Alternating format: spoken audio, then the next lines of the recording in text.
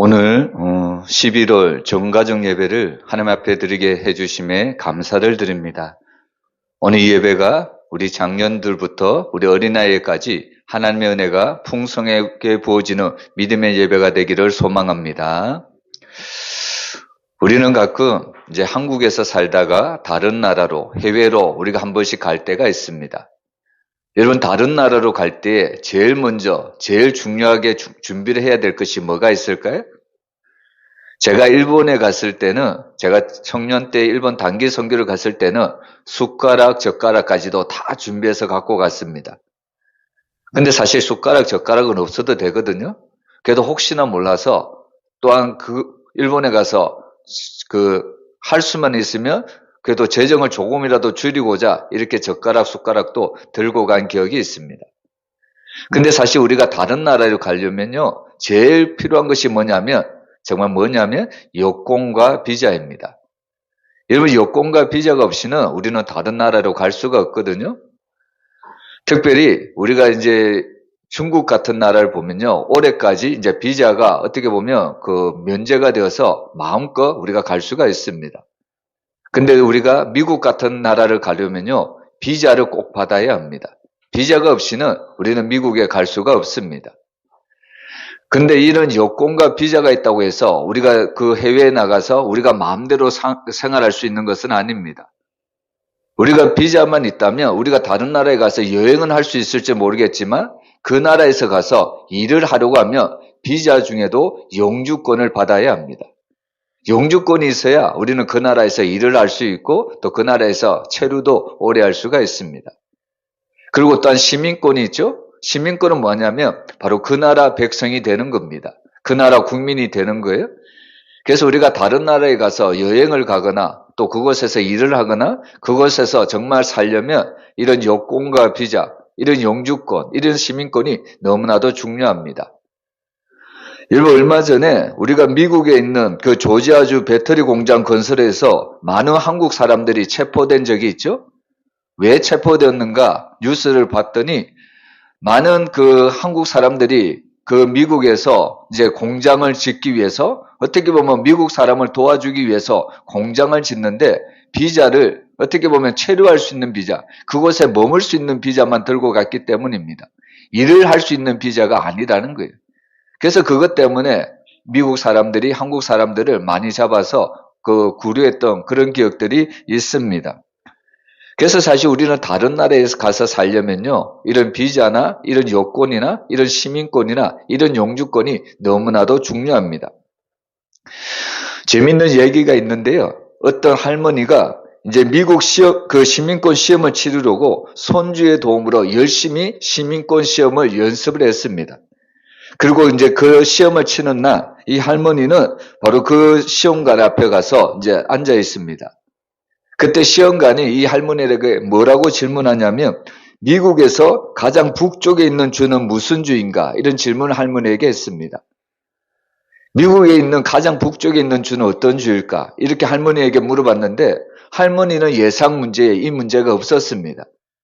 그래서 너무나도 당황한 할머니는 속으로 뭐라고 이야기했냐면, 알라 새끼 별거 다 묻네, 이런 이야기를 했다는 겁니다. 여러분, 미국의 마지막 주가 무슨 주일까요? 알래스카죠? 그래서 이 할머니가 비록 잘못된 말 했지만 미국 사람들은 철석같이 알아듣고 합격을 해주었다는 우스갯 이야기가 있습니다. 여러분, 우리는 세상을 살아가지만 우리는 천국 시민임을 잊지 말아야 합니다. 우리 에베소서 2장 19절, 우리 어린아이 버전에 맞추어서 세 번역으로 우리 한번 읽어보겠습니다. 그러므로 이제부터 여러분은 외국 사람이나 나그네가 아니요 성도들과 함께 시민이며 하나님의 가족입니다. 아멘. 여러분, 지금도 그렇지만 이 사도 바울이 살던 시대에는 외국인이 자기의 고향으로, 자기가 사는 동네로 오는 것을 별로 좋아하지 않았습니다.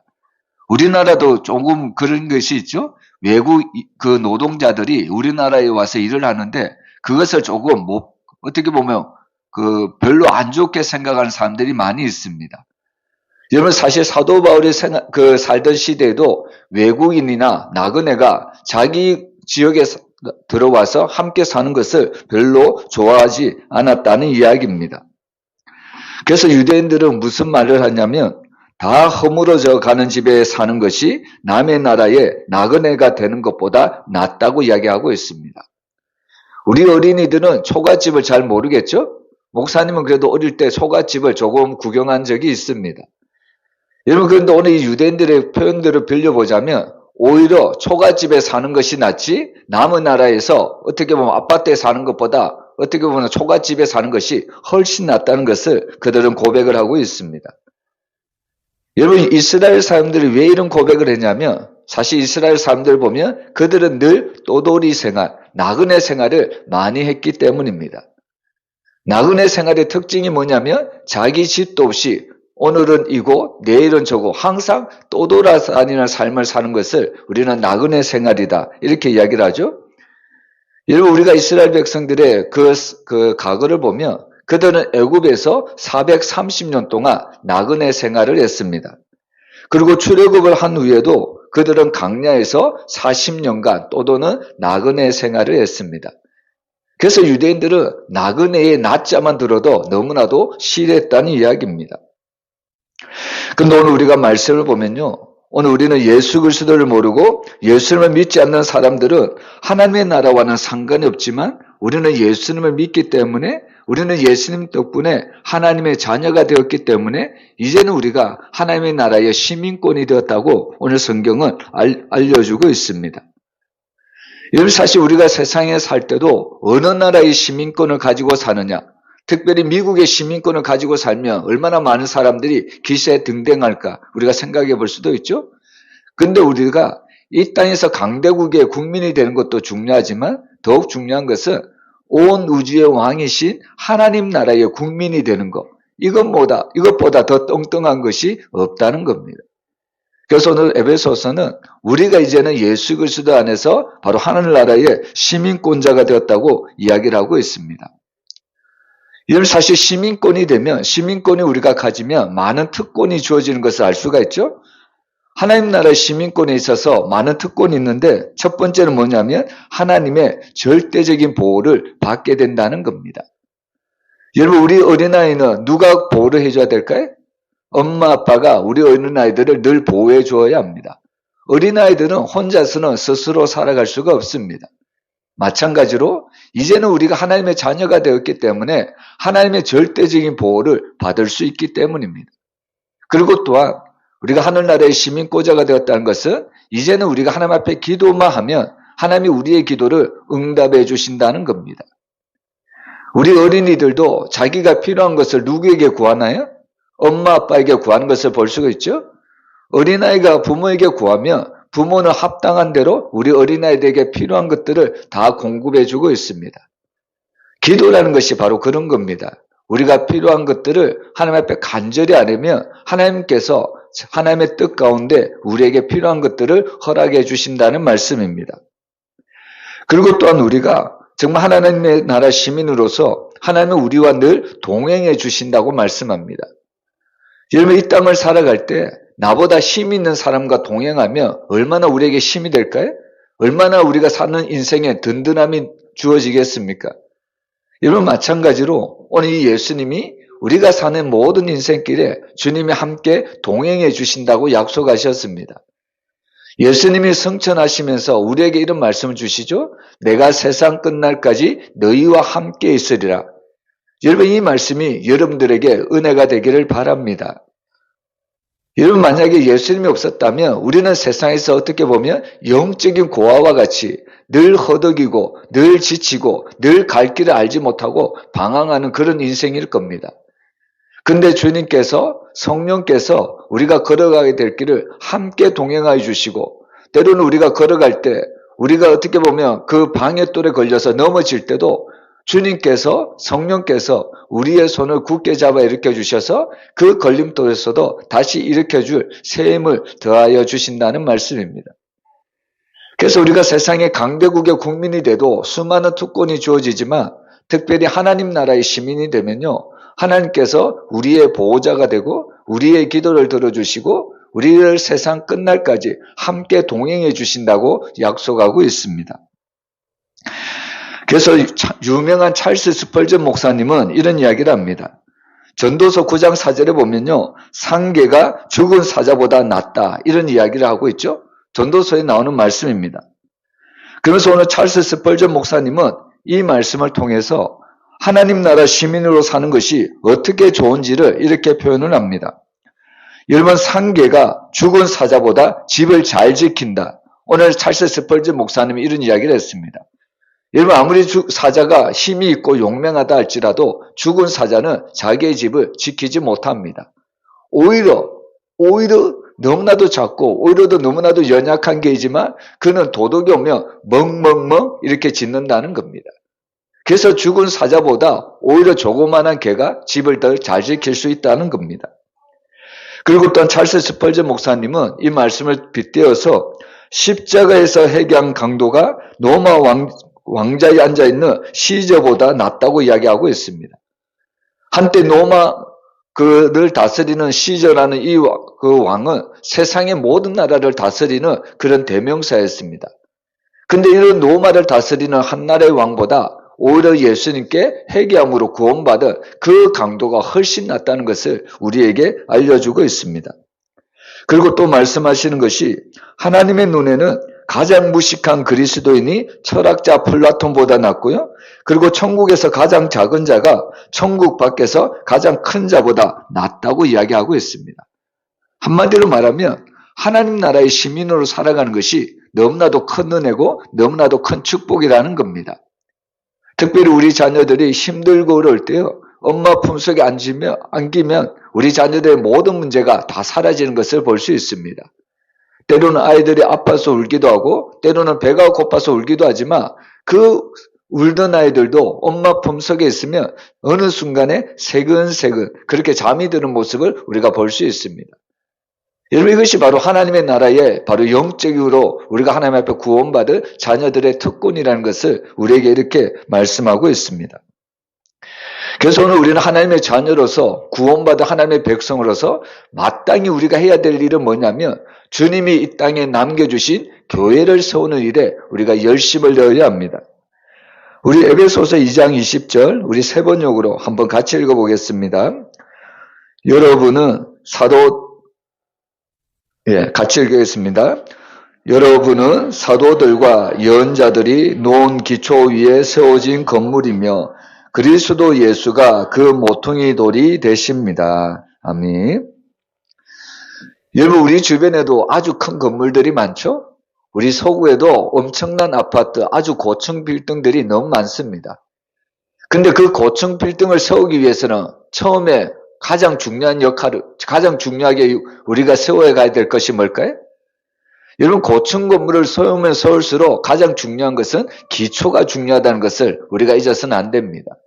기초를 잘 다져야만 높은 건물을 지을 수가 있습니다. 저는 한때 우리 포스코라는 그 회사가 있죠? 여러분, 포스코는 특별히 철강을 만들어내는 회사입니다. 근데 그 포스코가 그 건물을 짓는데 제가 한번 본 적이 있는데, 여러분, 포스코라는 그 철을 만들어내는 회사가 건물을 짓기 위해서는 어떻게 보면 제일 먼저 하는 일이 기초를 파는 일입니다. 근데 그 기초를 파는데요, 보통 기초를 파는 것이 아닙니다. 어떻게 보면 고층 빌딩을 올릴 때 세우는 그런 기초보다 어떻게 보면 5배, 6배 더 되는 그런 기초를 세우는 것을 저는 본 적이 있습니다. 실제로 제가 또한 그런 공정에 참여하기도 했습니다. 이런 왜 눈에도 보이지 않는 그런 기초를 어떻게 보면 대충 하고 위에 아름답게 건물을 지으면 되는 거 아닐까요? 근데 왜 포스코라는 회사는 눈에 보이지 않는 그런 기초를 몇 배나 더 강하게 그렇게 기초를 해야만 할까요? 여러분, 사실 철이라는 것은 무겁죠? 근데 이 철을 운반하기 위해서 오는 차들도 엄청나게 무거운 차들이 올 수밖에 없습니다. 트레일러 같은 차가 오는 거죠? 그래서 그런 무거운 차가 오고 또 그런 무거운 철을 만들어내기 위해서는 기초가 남들보다는 더 단단해져야 된다는 겁니다. 그래서 저는 이 포스코 회사를 만드는 그 공정에 참여해서 그것을 봤는데 다른 건물을 짓는 것보다 몇 배나 더 되게 바로 이 기초를 단단히 쌓는 것을 볼 수 있었습니다. 여러분, 교회도 마찬가지거든요. 우리의 신앙도 마찬가지입니다. 여러분, 오늘 예수님은 뭐라고 비유를 하냐면 예수님은 건물을 세우는, 교회를 세우는 모퉁이 돌이 된다고 이야기를 합니다. 여러분, 사실 교회를 세우는데, 건물을 세우는데 가장 중요한 것이 모퉁이 돌입니다. 이 모퉁이 돌을 잘 세워야만 그 건물이 아름답게 또 튼튼하게 바로 세워져 갈 수가 있다는 겁니다. 여러분, 특별히 우리가 교회를 세울 때, 여러분, 이런 예수님이 모퉁이 돌이 된다는 것은 무슨 의미냐면, 교회를 세우는 것은 유일한 기준이 뭐냐면 하나님의 말씀이라는 겁니다. 여러분, 교회를 세우는 것은 가장 중요한 것은 하나님의 말씀입니다. 근데 하나님의 말씀을 제쳐놓고 때로는 성도들이 열심도 낼 수 있고 또한 세상적인 방법으로 교회를 세우려고 할 수도 있습니다. 근데 그것은 어떻게 보면 두 번째, 세 번째지 첫 번째 방법이 되어서는 안 된다는 겁니다. 제가 가끔씩 얘기를 드리지만 중국 산동교회 그 교회를 세울 때 그곳에 중국 공안들도 그렇고 또 그것에 많은 한 대기업들도 있었고 그런 기업들의 회장들과 또 중국 공안들이 이 산동교회 담임 목사님께 와서 이런 대기업 분들이 오셨기 때문에 이런 분들이 도와주면 교회를 더욱더 튼튼하고 더욱더 교회를 웅장하게 지을 수 있을 것이라고 이 담임 목사님께 바로 요청을 했다는 겁니다. 그때 산동교회 목사님은 물론 이런 힘 있는 자들의 도움을 통해서 교회를 아름답게 지을 수 있을지는 모르겠지만 교회라는 것은 성도 한 사람의 헌신을 통해서 봉사를 통해서 그들이 드리는 작은 예물을 통해서 교회가 세워진다고 그 모든 제안을 거절하셨다는 것을 저는 아직도 기억을 하고 있습니다. 여러분, 교회라는 것은 바로 신앙이라는 것은 그 모퉁이 돌이 예수님이고 그것이 바로 하나님의 말씀이고 하나님의 말씀 위에 우리가 하나씩 차곡차곡 성도들의 열심과 또한 봉사와 섬김과 희생으로 교회가 세워진다는 말씀입니다. 그래서 오늘 우리는 이 예수가 신앙의 기초라는 것을 우리는 잊어서는 안 됩니다. 우리가 고린도전서 3장 11절에 보면 아무도 이미 놓은 기초이신 예수 그리스도 밖에 또 다른 기초를 놓을 수 없다고 이야기를 하고 있습니다. 바로 이처럼 터가 견고해야만 바로 크고 바로 웅장한 건물을 바로 세울 수가 있다는 이야기입니다. 여러분, 사실 교회라는 것은 바로 무엇으로 세워져야 되냐면 바로 신앙 고백 위에 우리는 바로 이 교회를 세워가야 된다는 것을 믿으시길 바랍니다. 여러분, 사실 사도 바울은 뭐라고 이야기하냐면 바로 사도들과 선지자들의 예수의 신앙 고백 위에 세워져야 된다고 말씀하고 있습니다. 여러분, 교회를 세우는 것은 바로 세상적인 방법이 아니라 사도들과 선지자들의 신앙 고백 위에 세워졌다. 우리는 한순간도 이것을 잊어서는 안 됩니다.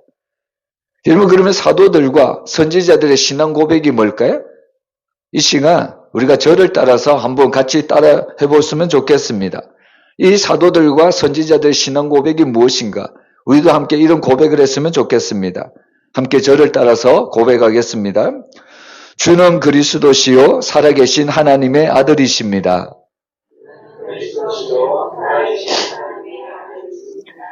하나님만이 우리의 유일한 창조주이십니다. 예수님만이 우리의 유일한 구원자이십니다. 이런 바로 이 사도들과 이 선지자들의 이런 신앙 고백 위에 바로 이 교회를 세워나가고 있다는 겁니다.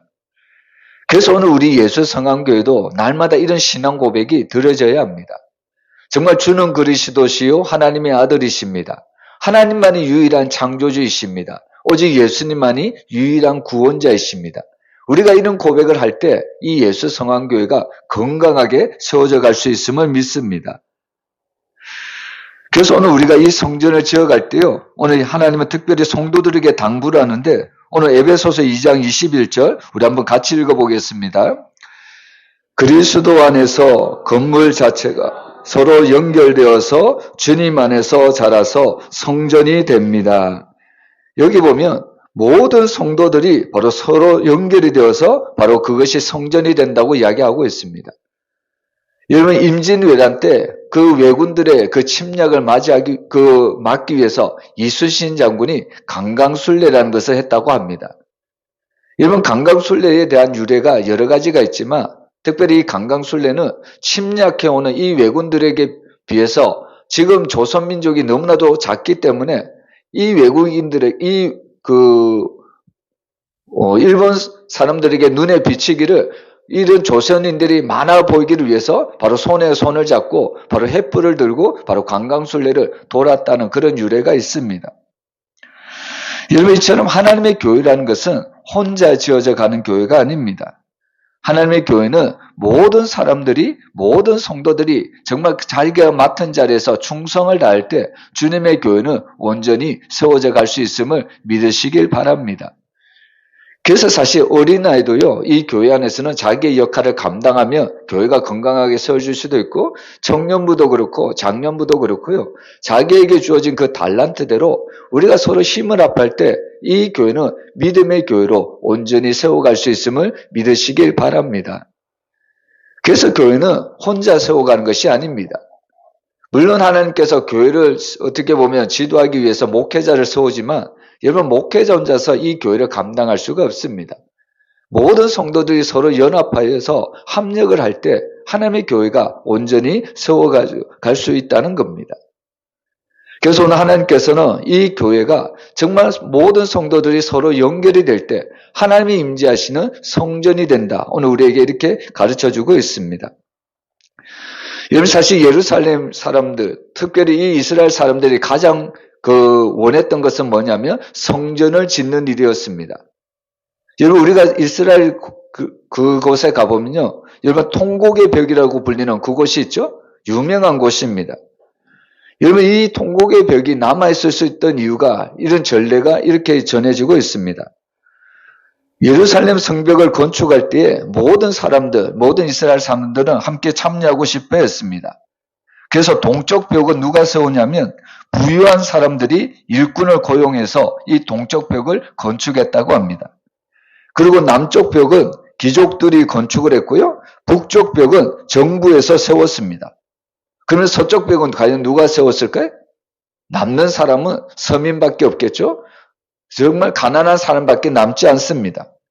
그래도 이 가난한 사람들도, 이런 서민들도 바로 하나님의 성전을 짓고 싶은데 동참하고 싶어서 바로 이 서쪽 벽에 바로 돈 없는 일반 시민들이 직접 손으로 벽들을 찍어 세웠다는 겁니다. 그래서 이 성전이 바로 아름답게 완성이 되었습니다. 근데 문제는 뭘까요? 우리가 이스라엘 역사를 통해서 알 수 있듯이 바로 AD 70년에 이 티투스 장군에 의해서 바로 하나님의 그 예루살렘 성전이 완전히 무너져 내렸다는 겁니다.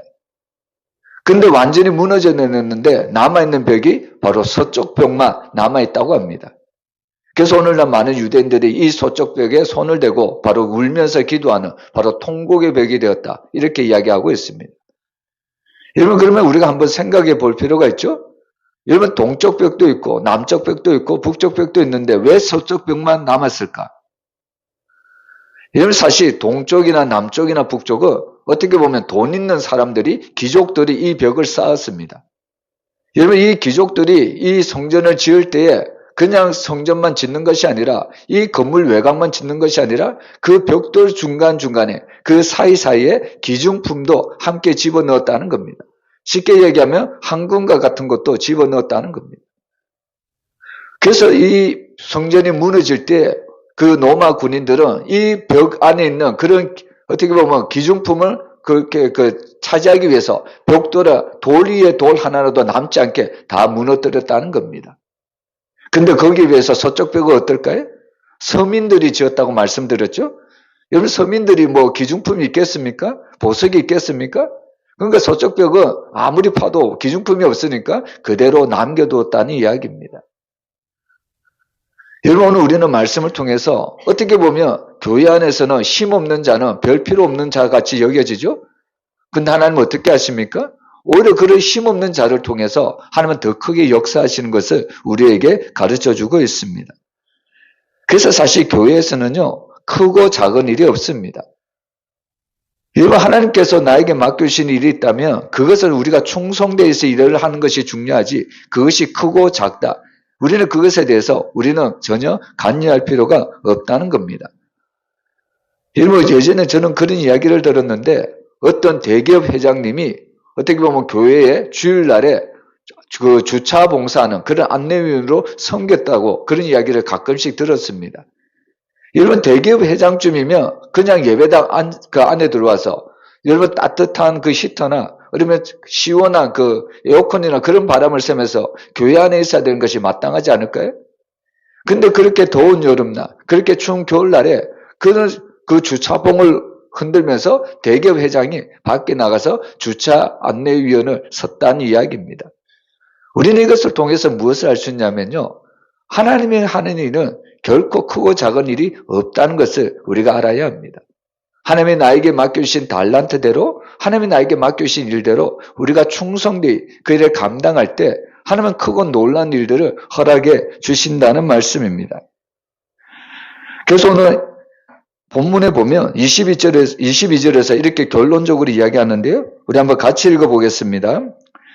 여러분도 그리스도 안에서 성령으로 함께 건물을 이루어 하나님께서 거하실 곳이 되어갑니다. 아멘. 여러분, 정말 우리가 교회를 세워나갈 때 우리가 잊어서는 안 되는 것이 있습니다. 때로는 우리가 눈에 보이는 것이 사람이기 때문에 사람들이 교회를 세워나간다. 우리가 그런 생각을 할 때도 있는데요. 물론 사람들의 손이 교회를 세워나가는 것은 맞습니다. 근데 그 사람들의 손이 움직이게 하는 것이 누굴까요?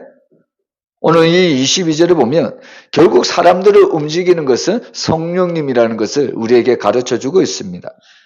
여러분, 결국 교회를 세우는 것은 내가 하는 것 같이 보여도요, 내 마음에 감동을 주고 내 마음에 은혜를 줄 성령님을 통해서 교회를 세워간다는 것을 우리가 잊어서는 안 됩니다. 우리가 초대교회 때 이 아나니아와 삽비라 부부를 보세요. 사실 이 부부는 하나님 앞에 엄청난 헌금을 드렸던 사람입니다. 우리는 감히 생각하지도 못했던 너무나도 큰 액수를 하나님 앞에 헌금을 드렸던 사람입니다. 근데 이 부부가 하나님 앞에 축복을 받았습니까? 축복이 아니라 도리어 저주를 받고 죽임을 당했다는 겁니다. 왜 그럴까요? 바로 이 부부는 성령을 속였다고 분명히 우리에게 알려주고 있습니다. 결국 교회를 세우는 것은 육적으로 하는 것 같이 보여도요, 결국에 교회를 세우는 것은 하나님의 영적인 일이라는 것을 우리는 잊어서는 안 된다는 겁니다. 결국 우리는 이 교회를 하나님이 우리에게 주신 그 성령으로 말미암아 늘 성령의 감동을 입은 사람들을 통해서 교회가 세워진다는 것을 믿으시길 바랍니다. 여러분, 우리는 하나님의 은혜로 예수 그리스도의 대속의 공로로 구원을 받았습니다. 여러분, 에베소서를 보면 우리는 원래 허물과 죄로 죽었던 사람입니다. 죽을 뻔한 사람이 아니라 이미 우리는 바로 허물과 죄로 죽었던 사람입니다. 사형 선고를 받은 사람들입니다. 근데 그런 우리를 하나님은 예수 그리스도의 대속의 공로를 통하여 이제는 우리를 하나님의 자녀로 삼아주시고 이제는 우리가 하나님 나라의 시민권자가 되었다고 말씀하고 있습니다. 얼마나 큰 은혜고 얼마나 큰 축복입니까? 여러분, 오늘 우리가 이 말씀을 꼭 기억하면서요, 오늘 하나님이 나에게 주신 그 하나님의 은혜를 생각하며 특별히 이 땅에 세워진 주님의 교회를 우리가 세워가고 또 주님의 교회를 위해서 헌신하고 봉사하는 여러분의 삶이 되기를 주님의 이름으로 축복합니다. 여러분, 이 시간에는 제가 천국 시민권증을 한번 만들어 보았습니다. 제가 한번 읽어볼게요. 천국 시민권증, 이름 건지, 생일 2024년 10월 8일. 이 어린이는 예수님을 마음에 모시고 믿음으로 구원받아 하나님의 사랑받는 자녀가 되었음을 증명합니다. 이제부터 이 어린아이는 천국의 시민입니다. 너희 이름이 하늘에 기록된 것으로 기뻐하라. 누가복음 10장 20절. 발급일 2025년 11월 2일. 발급처 예수성황교회. 목사님 박상민. 여러분의 이름도 하늘나라의 생명책에 기록되어 있는 것을 믿으시길 바랍니다. 기도하겠습니다.